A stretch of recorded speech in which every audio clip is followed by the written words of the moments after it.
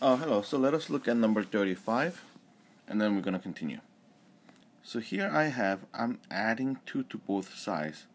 So I'm comparing my value against 30.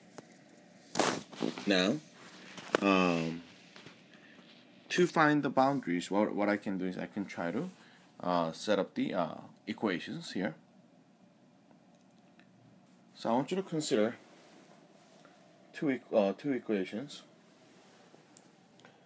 12 minus 3x equals to 30, and the other one is equal to negative 30. So let us try to solve each one. For the first one, by subtracting 12, then we get negative 3x equals 18. Then x must be equal to negative 6 by dividing each side by negative 3. On the other hand, if I subtract 12 from both sides from the second equation, we get to realize that negative 3x must be equal to negative 42. Then when you divide by negative 3, then we get to realize that x equals 14. So you can draw a number line using those two values. Now, technically we have to check up on each interval to see which one works. Now, what if I were to pick negative 10 as x value, and I'm going to put that into the original equation, or inequality in this case for that matter.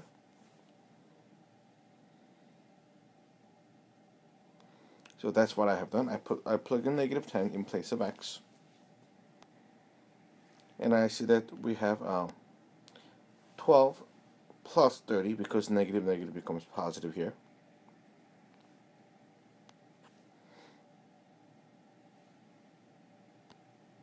So once you calculate it, that's equal to 40, but 40 is greater than 28. So the first section works. Now, second section, you can maybe consider x equals 0, which is a very nice number, but once you plug in, it's not going to work. And you can pick a number from the last section as well, and try to would have continued, but it wouldn't work as well. I mean, it would work. So therefore, our answer should be, as you can see, negative infinity to 6, a negative 6. Actually, this one should be negative 6. And then 14 through infinity. Alright. So then let's look at the next question. Number 36. When you have fraction compared to any number or expression for that matter, what we have to do is bring everything onto one side, and we like to compare a fraction to 0. Then to have that, we're going to add 6 to both sides. But adding 6, we cannot simply add them up because we have to make the common denominator. Then I would like to multiply top and bottom by x minus 4, as you can see over here. Now, but the thing is, denominator is the same, which is x minus 4. It's not, it doesn't matter, so we just have to calculate the top portion. So then, that's basically what we end up getting. Now, in order for it to solve the inequality, we have to set the top equal to 0 and then bottom equal to 0 as well. But once you simplify that, we get this inequality. Same thing, but I just combined the 9 and negative 24. So in case the bottom, when x equals 4, then obviously it's not defined, so that 4 can be one of the boundaries of the inequality. When you set top equal to 0, you get to see that x must be equal to 15 over 6, which is equal to 2.5. Now, then using those two values as a number line, 2.5 and then 4, pick a number below that. In this case, 0 would have been the number.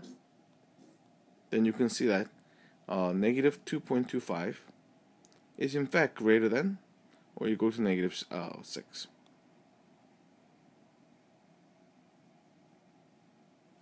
In fact, in this case, made a silly mistake over here.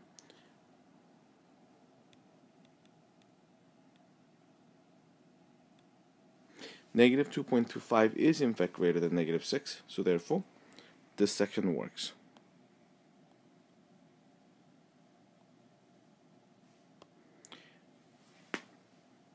And then since in this case I have to follow the sign of the inequality because 2.5 came from the numerator, not from the denominator. And then once you plug in the middle section, which would have been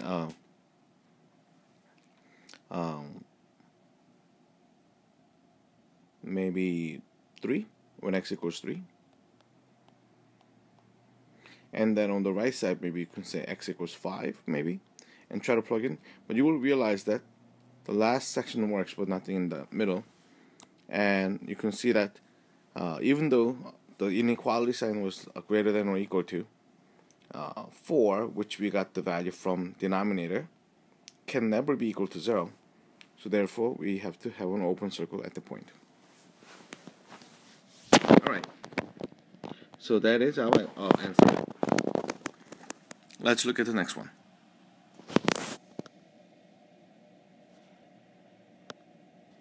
Number 37. In this case, what are we going to do? Since we have 27 on one side, we have to subtract 27 from both sides so that we can have them equal to 0. Now then we have x cubed plus 3x squared minus 9x minus 27 equal to 0. Then as you can see, we can do this one factoring by grouping.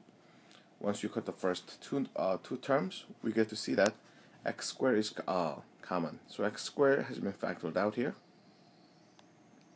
Then we are left with x plus 3. So is the second section.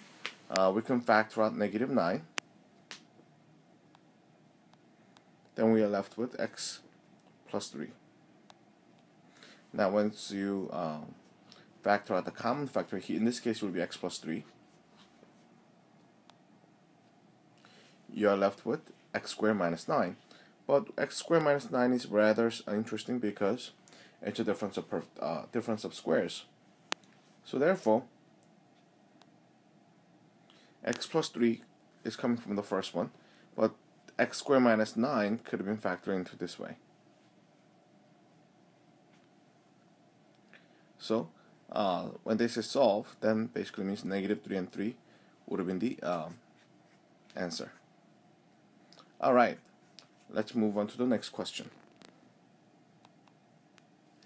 X to the 4th minus 8x squared plus 16 equal to 0. Now, did you realize that when you focus on exponents, it's 2 to 1 ratio, 4 and 2.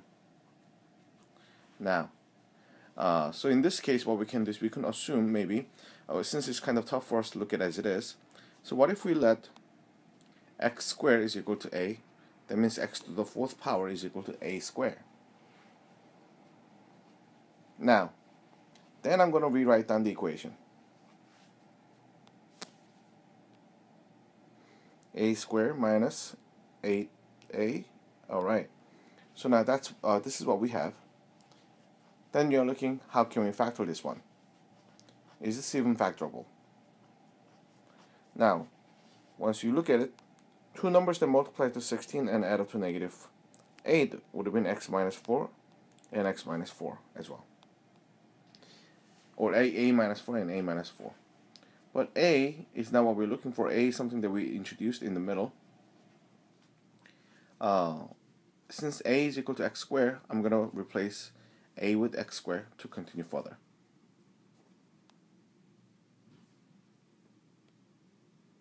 Then as you can see, in place of a, we have x squared minus 4. And repeating that one more time. Now then, due to factoring, we can factor these two x squared minus 4's.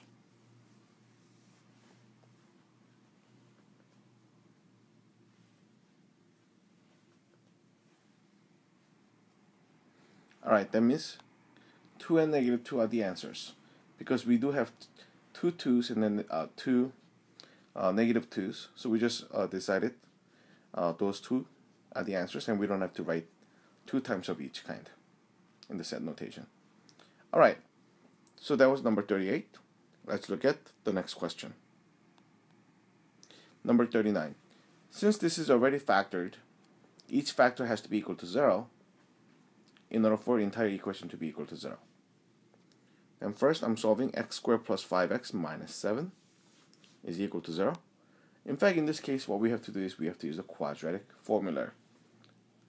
So then here x equals negative b, which is 5, and then plus or minus square root of, okay, so that's basically what we end up getting. Now if you have to simplify the values within the radical, it becomes 25 plus, alright, now then once you combine them together, that becomes our answer from the first factor. How about from the second factor?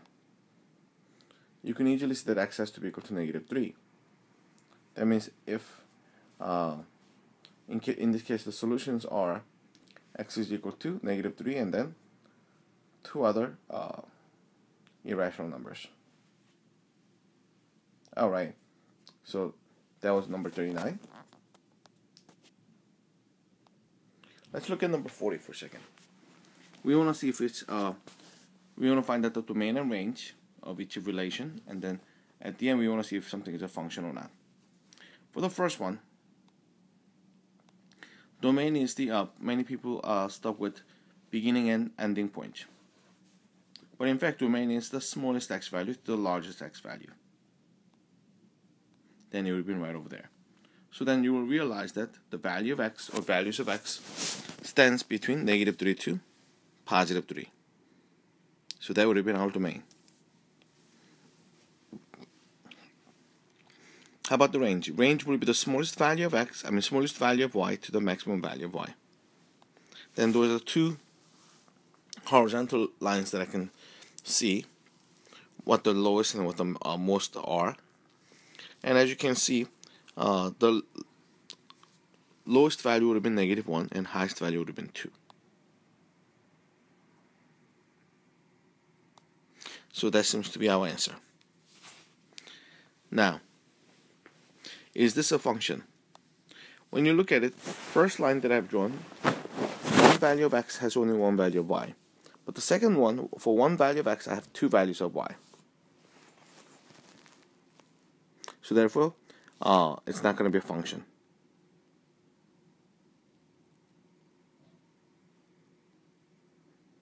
Now, how about part C? What's the domain? Domain is the x value. So you have to look at the beginning and at the end. You can see that it may start from negative 1 to 3. Now, since the when x equals negative 1, we have an open circle, so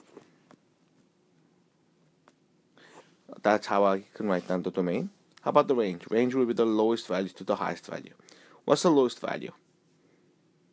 It's touching the x-axis, so therefore y is equal to 0. And then it goes as high as 4, I believe.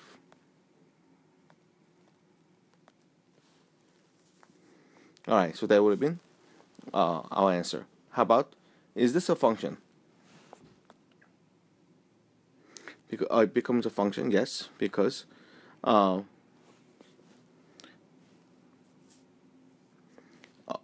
fact that one value of x only has one value of y, or you can pass the vertical line test, that's why it's a function. When you look at B, what are our domains? Domains are the x values.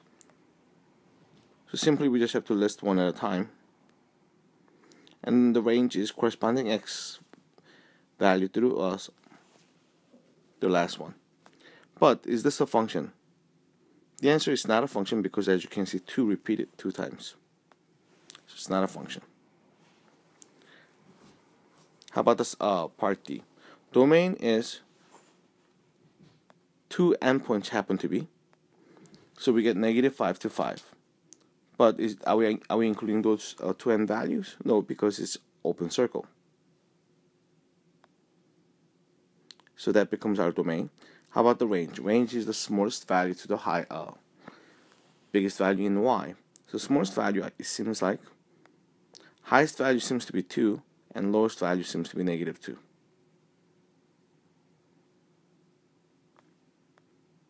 So therefore, part D is a function. Alright, I'm going to stop here for now, and then we're going to continue soon. See you later. Bye.